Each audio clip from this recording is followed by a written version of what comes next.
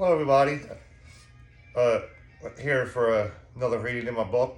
Like I said, every week I'm gonna read you something. Tonight's chapter 19 of the P.O.E. and the Gateway in the Basement. And if you like this, if you like horror, you should listen, like, subscribe, comment. All right, let's continue. I have a deal for you, agents. If you walk out of here right now, I will let Brittany free and allow you four to leave here alive. What do you say? Balthazar has a tight grip upon his sword. You know that we can't do that. You and I both know that you won't stop until somebody kills you, Rebecca explains. I actually agree. I couldn't stop even if I wanted to. Maybe that is the reason that I was sent to hell in the first place. It's been so damn long, I can't even remember. All I know is that I need living souls to survive. The more I have in my possession, the stronger I get. Balthazar actually thinks about that for a second. His sword still tightly around Brittany's neck. Drops of blood begin to drip upon the flesh-endorsed floor, which the blood then disappears. So on that note, let me do what I do best. Balthazar is ready to slice a small hole around Brittany's throat, but somebody else slices Balthazar's back with their own sword. Balthazar screams out in pain and turns around to see who the attacker is, while Brittany, under Balthazar's radar or intentions, slips free from his grip and then scurries into Jacob's free arm. I bet that you didn't think you would see me again, did you, demon? You little cockroach. How'd you get through the catacombs of hell? Let alone get inside my own private part of it, where I am king. Balthazar is actually ready to fight. He does not care who his opponent is. Since now he cannot have Brittany's soul, he needs to feed off of somebody's. Brett, I'm so glad to see you again. Rebecca sounds overjoyed with happiness. I'm happy to see you too. He is now in the middle of a sword fight with Balthazar. Every part of his sentence broke apart from every clash of both of their swords. Hey, Rebecca, while Brett is Balthazar distracted, why don't we figure out how we are going to get that key? Nick points towards Balthazar's seat. I thought that Brittany has the key. Wasn't she holding it when she was trapped inside that cage? Rebecca is a little confused. I did have it, but when there was a sword around my neck, I wasn't so much worried about your mission as I was about getting my throat sliced. Brittany is still holding onto her neck with her left hand. Quit being such a baby. It's just a scratch. If you still had the key, we could be out of here. We're going to be out of this nightmare. I don't think that you're getting the whole point of bright distraction, Balthazar, do you? Nick is a little shocked. He has never seen his sister get angry so easily on a high priority mission like this one has turned out to be. You are right, Nick. Priorities can't change the past, so how do we retrieve the key without Balthazar noticing? She looks in Balthazar's direction and sees that Brett is better with a sword than she originally thought. He must have been practicing with his techniques while they were apart. He is still holding his own against a very worthy adversary. As they tried to decide who was going to try to steal the key that is upon the flesh-endorsed floor, without Balthazar noticing, the headmaster's spirit appears throughout the far side wall.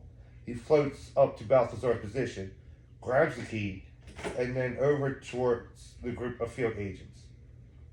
Damn, you old geezer, even in death you are a pain in my ass. I wish I had the chance to steal your soul.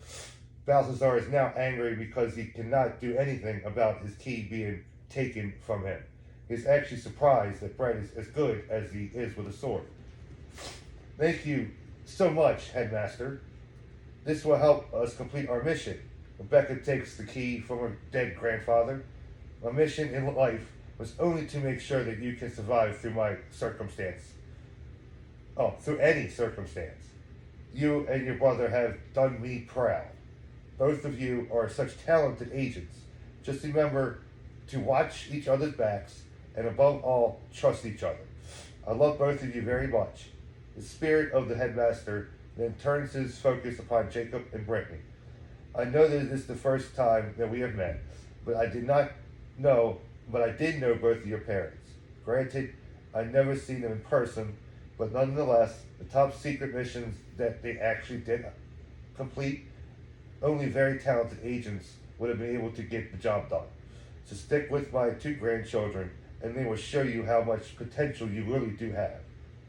Brett looks like he is starting to tire, so the headmaster must say his goodbyes. After he evaporates into thin air, there are actually tears coming out of Rebecca and Nick's eyes. They only shed a couple of drops, but it is just enough so Jacob and Brittany can see even hard-ass field agents can show emotion every now and again. Come on, Brett. We are leaving, Rebecca yells loud enough so she knows that he hears her. You four go without me. I will distract this demon long enough for you to escape. Brett screams back, but his voice trembles like he is out of breath. If we must, but stay alive because I need to see you again. You can count on it. I will find another gateway and we'll be together again. Now get the hell out of here. Without another word, Rebecca exits the room, followed closely by the rest of her team. Balthazar does not like this one bit. They are going to close the gateway that he worked so hard on. But yet he is powerless to do anything. The field agent is talented, but he has one disadvantage now. He is running out of breath. So he figures that if there is any time to attack with more power, now would be the perfect opportunity. The next room that the field agents enter is the room where the huge werewolf resided. They see bits and pieces of zombie parts that are still slightly moving that are on the floor. They did not see any parts that were not moved. So the guess is that the floor must have swallowed those parts. Hey, Brittany, this is where I cut off the werewolf's head, Jacob admits. But now there are 6 werewolf pups gathered around the site. Once they realize they are not alive, the pups quickly turn around and their faces turn from sad to angry, as they know that they are standing amongst their mother's killer. So they begin to growl and bark very loudly. Oh shit, I wasn't expecting this. What should we do, Becky? Nick asks. We're going to do what we do best. We have to back up slowly because we don't want to get bit. So they all back up, swinging their swords, taking the pups' heads off one at a time. Each time the field agents kill a pup, the rest of them get even angrier, yelping, jumping, barking, anything they have to do in order for them to be able to snack on some of their flesh. But the pups did not stand a chance because the talented field agents cut off all their heads. Just as they stop walking backwards, Brittany lets out a scream herself. What happened? Jacob turns towards his love, but she did not answer him. The only thing that she does in response is exit the room as fast as her feet will carry her. All 3 of them look at the ground behind where Brittany just left and see a moving zombie hand crawling around upon the floor. That gives them all a giggle, but they do exit out of the same door so that Brittany would not be alone in this horrible dimension, and in all retrospect, no living soul should have to be, neither. They get in the next room and realize that Brittany is just standing still, staring at the pool of boiling blood. What's going on, Brittany? Rebecca walks up beside her and realizes that she is staring at the blood, and it has risen since they have been through here last. The pathway that connects both sides of the pool is still intact, but the blood keeps on passing over top of it. This is how we will cross. We will go one at a time. I will go first, then Nick, then Brittany, and then Jacob. Brittany, Jacob, I want both of you to take off your shirts, Rebecca instructs. Neither Jacob nor Brittany knows how undressing is going to help them across this pool. But they do it anyways. Okay, now Nick hold a side of Jacob's shirt, and Jacob, you hold the other. Rebecca cuts his shirt in half with her sword, and then does the same to Brittany's. Now tie each half of your shirts around each of your shoes. How's this supposed to help? Jacob asks. He does as he is told, as well as Brittany. But that does not mean that they cannot be skeptical about this crazy idea. Do you want your feet soaked in boiling blood? The shirt is for added protection. So why don't you and Nick undress too? We have a special kind of boots that have a higher resistance to the elements. Granted that I will need to get a new pair of shoes, but my feet will be fine. On that note, Rebecca jogs across the pathway, trying to avoid the boiling blood as it crosses her path or gets too close to her feet. All right, Nick, go ahead, jog across. Just watch your step. She instructs from the other side. Nick does the same thing that Rebecca just did and hops across. Brittany then goes across, and then lastly, Jacob. Aren't you too glad that you wrapped your shirts around your shoes? Honestly, yes. My feet feel fine. But once he looks down, he sees that he now needs new shoes. The boiling blood dissolved most of the material off of the pair that he has on now. We all need new shoes. We have to go.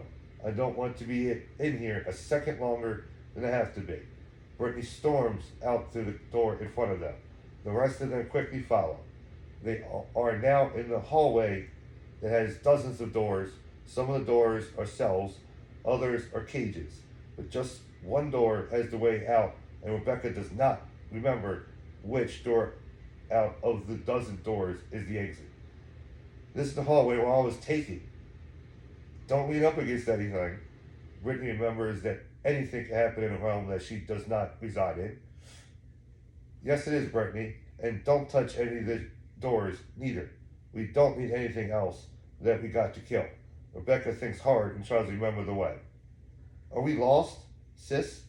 Nick admits. He acts like he knows exactly where he is going. No, just give me a second, and I'll remember the exact door. A lot has happened since we have been here. I agree with you there. One of the door handles begins to glow ever so slightly. Nobody says anything about it, so Rebecca must be the only person that sees it. Doesn't anybody else see that? Right now, Rebecca is befuddled. See what? Doesn't matter. Come on, I remember which door that we have to take. So she walks up to the door, opens it, and allows everybody to enter before her. Right before she is about to go through the door, she hears an echo that says, Rebecca, in the volume decimal of a whisper.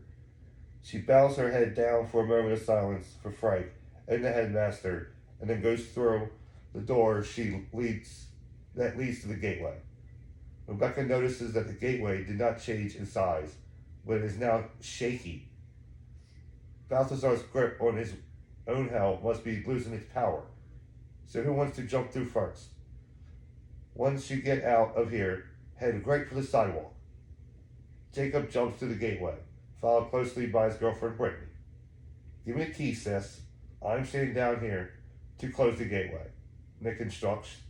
I am the oldest sibling and leader of this team, so you know what? I am staying behind. Don't play with me. Just give me the key. Once you're out, find out what happened to Carl, and then seek out revenge. And afterwards, stay in close contact with Jacob and Brittany. They are going to become very important field agents. That is at least one thing that we can agree on. At first, I wasn't so sure, but after seeing them protect themselves in here, I think I might help. Gabriel trained them myself. She turns this tragedy into a sweet taste of fulfilled revenge upon anything supernatural. See, you have something more that you can do once you get out of here. So give me the key and let me shut the gateway and complete the mission. Just remember that I love you, little brother. Stay strong while you're in here. Try to find Brett if you can. Rebecca sobs, but she hands the key over to Nick, giving him a hug at the same time. I love you too, sis. But we'll see each other again. That I promise you. Now get out of here. Nick pleads. So Rebecca jumps through the gateway. She's trusting her little brother to complete the mission, leaving him to do it by himself. It isn't easy for her, but she has to find Jacob and Brittany, hoping that they did what she instructed and ran outside to the sidewalk. I have one chapter left of this book. So you like, share, comment, subscribe. Because I got 2 more and then a couple short stories to share. Well, have a good night, everybody.